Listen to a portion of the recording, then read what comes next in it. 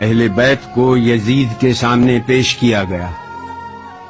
یہی وہ مقام ہے جہاں جناب زینب نے خطبہ ارشاد فرمایا تھا۔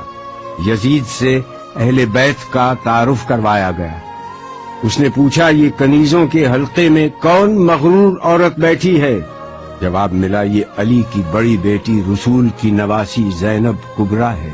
دربار والوں نے اٹھ کر دیکھنا شروع کیا تو کنیزوں میں سے ایک کنیز نے کہا کہ تم لوگوں کو شرم نہیں آتی؟ اپنی گردنیں نیچی کرو۔ زبیر ابن قیس نے یزید کے سامنے سر حسین پیش کیا اور کہا کہ امیر مبارک ہو، قیدی آ گئے، محمد کا نواسا قتل کر دیا گیا۔ اس کے بعد شہداء کے سر پیش کیے گئے۔ اس نے سورہ آل عمران سے اس آیت کو پڑھا، خدا جس کو چاہتا ہے ملک دیتا ہے اور جس سے چاہتا ہے ملک لے لیتا ہے، جس کو چاہتا ہے عزت دیتا ہے، جس کو چاہتا ہے ذلت دیتا ہے۔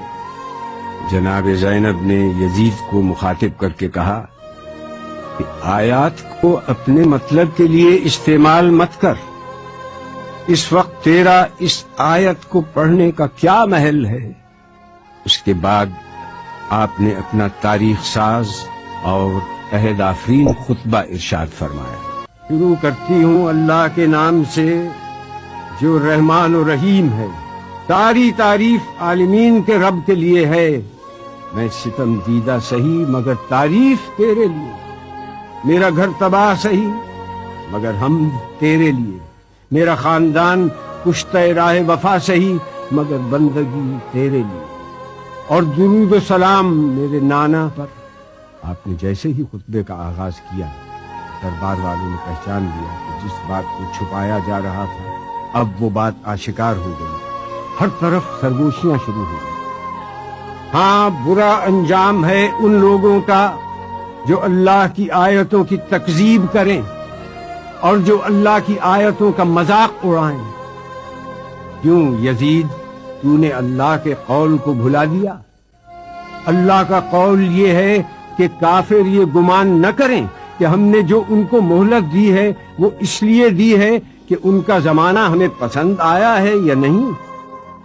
یہ مہلت اس لیے ہے کہ وہ گناہ پر گناہ کیے جائیں تاکہ عذاب زیادہ ہو۔ کیا یزید تو گمان کرتا ہے کہ یہ ملک ہے نہیں، یہ مہلت ہے؟ کیا تو یہ سمجھتا ہے کہ تیری یہ حکومت ہے، تیرا اقتدار ہے اور ہمارے لیے کوئی راہ نہیں، اور تو نے ہم کو در بدر پھرا کر اپنے جبروت کا اعلان کیا؟ یہ غلط ہے۔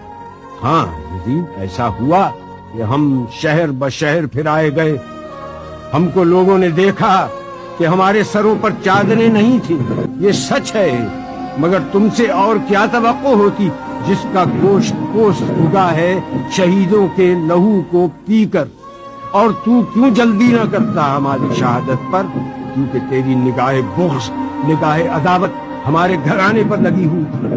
کس کا لشکر کمزور ہے یہ تو جان لے گا۔ میں دیکھ رہی ہوں کہ تو میرے خطبے کو روکنا چاہتا ہے، تو کسی اور کام میں مصروف ہے۔ ہاں، اب جتنی تجھ میں ہمت ہے ستم اور کر لے۔ یزید، تو ہم کو ڈراتا ہے؟ اس کی قسم جس نے ہمارے گھرانے میں نبوت دی، اس کی قسم جس نے ہم کو کتاب سے سرفراز کیا، تو ہمارے مقصد کو پا نہ سکا، اب تو ہمارے ذکر کو قیامت تک نہ مٹا سکے گا۔ تو یہ نہ بتلا سکے گا کہ آل محمد کس غرض کے لیے قربانی دے رہے تھے۔ اب تیری رائے میں فتور آ چکا ہے، تیرے دن گنتی کے رہ گئے، اب تیرا مجمع منتشر ہونے والا ہے۔